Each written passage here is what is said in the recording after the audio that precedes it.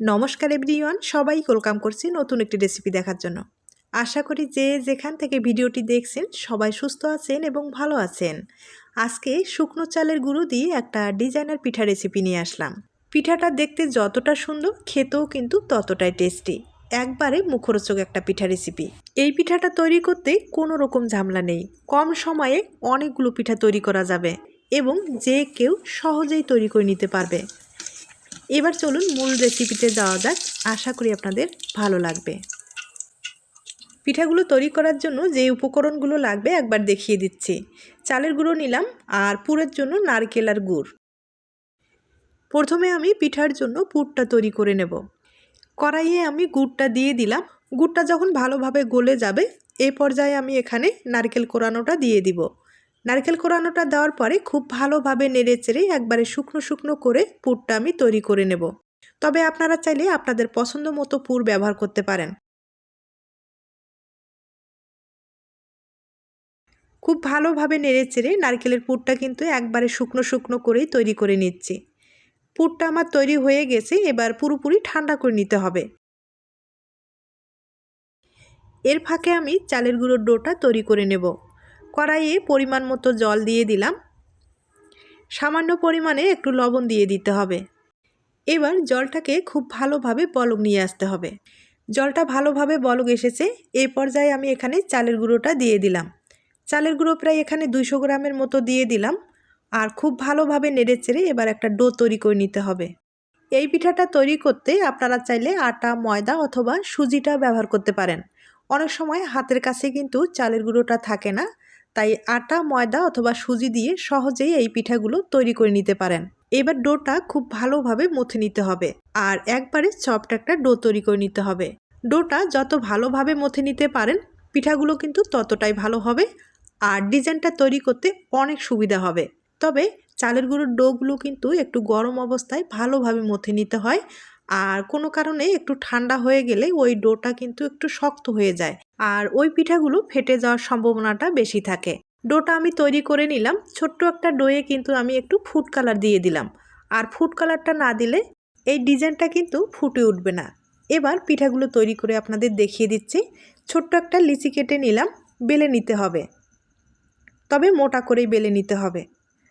আর যেটা food colour দিলাম, ছোট্ট একটা লিচি কেটে নিলাম। পরিমাণে কিন্তু একবারে কম করে দিতে হবে আর এই লিচিটা একবারে কিন্তু ছোট করে বেলে নিতে হবে।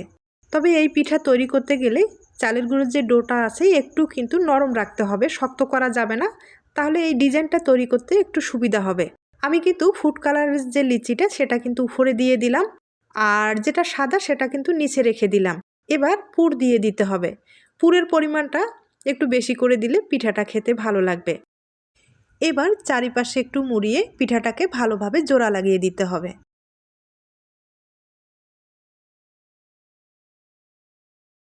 ভালোভাবে মুখটাকে বন্ধ করে দিলাম। এবার পিঠাটাকে হাতের সাহায্যে একটু গোল করে নিতে হবে। গোল করার পরে এবার কিন্তু লম্বা করে একটু তৈরি করে নিতে হবে। আর আমি কিন্তু লম্বা করে তৈরি করে নিলাম। লম্বা করার পরে পিঠাটাকে হালকাভাবে উপরটা একটু চিকন করে তৈরি করে নিতে হবে। তাহলে এই পিঠার যে ডিজাইনটা আছে মানে ফুলটা পুরোপুরি ফুটে উঠবে।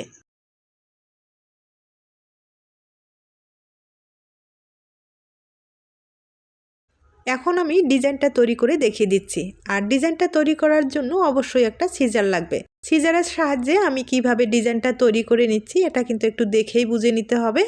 এই ফুলের পাপড়িগুলো আপনারা চাইলে কিন্তু একটু চিকন মোটা করে তৈরি করে নিতে পারেন। আর এই পাপড়িগুলো যতবার কেটে নেবেন আঙুলের সাহায্যে একটু সরানোর চেষ্টা করবেন, তাহলে কিন্তু ফুলটা অনেক বড় হবে আর পিঠাটা দেখতে ভালো লাগবে। তবে সাবধানে কাটার চেষ্টা করবেন, ভিতরের পুরটা যেন কোনোভাবে বাইরে না আসে সেই দিকেও লক্ষ্য রাখতে হবে।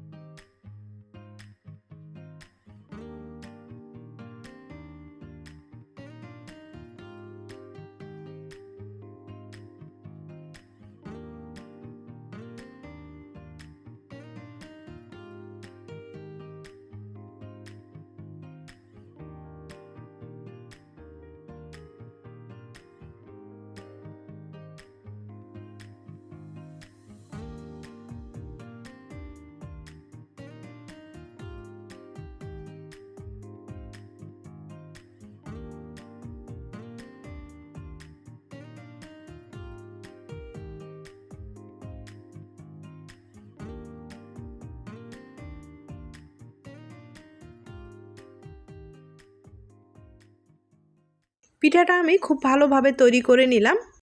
আর দেখতেই পারছেন পিঠাটা দেখতে কতটা সুন্দর হয়েছে।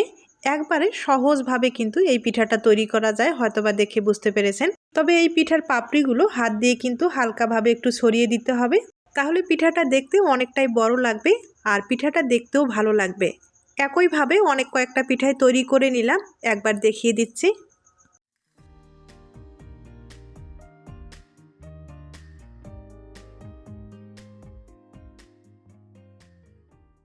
এবার আমি কয়েকটা পিঠা আপনাদের ভেজে দেখিয়ে দিচ্ছি। আর এই পিঠাগুলো হালকা আছে, একবারে মুচমুচে করে ভেজে নিতে হবে, তাহলে পিঠাটা খেতে ভালো লাগবে। তবে আপনারা চাইলে এই পিঠাটা কিন্তু ভাপিয়েও খেতে পারেন, আর ভাপিয়েও খেতেও ভালো লাগবে। আমি উপর থেকে হালকা করে একটু তেল দিয়ে দিচ্ছি, তাহলে পিঠাটা কিন্তু সব দিকে সমানভাবে ভাজানো হবে।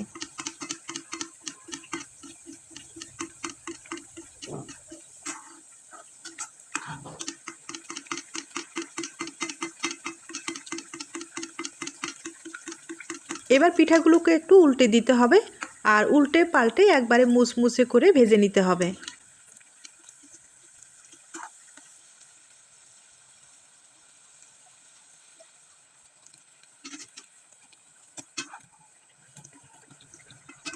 পিঠাগুলো একটু সময় নিয়ে ভালোভাবে ভেজে নিলাম, আর ভিতরটাও কিন্তু একবারে মুচমুচে হয়েছে। এবার তুলে নিতে হবে। এরপরে আপনাদের একটা পিঠা আমি ভেঙে দেখিয়ে দিচ্ছি। তার আগে ছোট্ট একটা রিকোয়েস্ট থাকবে, পিঠার এই রেসিপিটি আপনাদের কাছে যদি ভালো লেগে থাকে বা আপনার কোনো উপকারে আসতে পারে, তাহলে একটা লাইক দিতে পারেন। আর পিঠা ভাজানোটা দেখতেই পারছেন কতটা সুন্দর হয়েছে, একটা পাপড়িও কিন্তু ভেঙে যায়নি, আর পিঠাটা দেখতেও কিন্তু ভীষণ সুন্দর হয়েছে। এবার আপনাদের ভেঙে দেখিয়ে দিচ্ছি।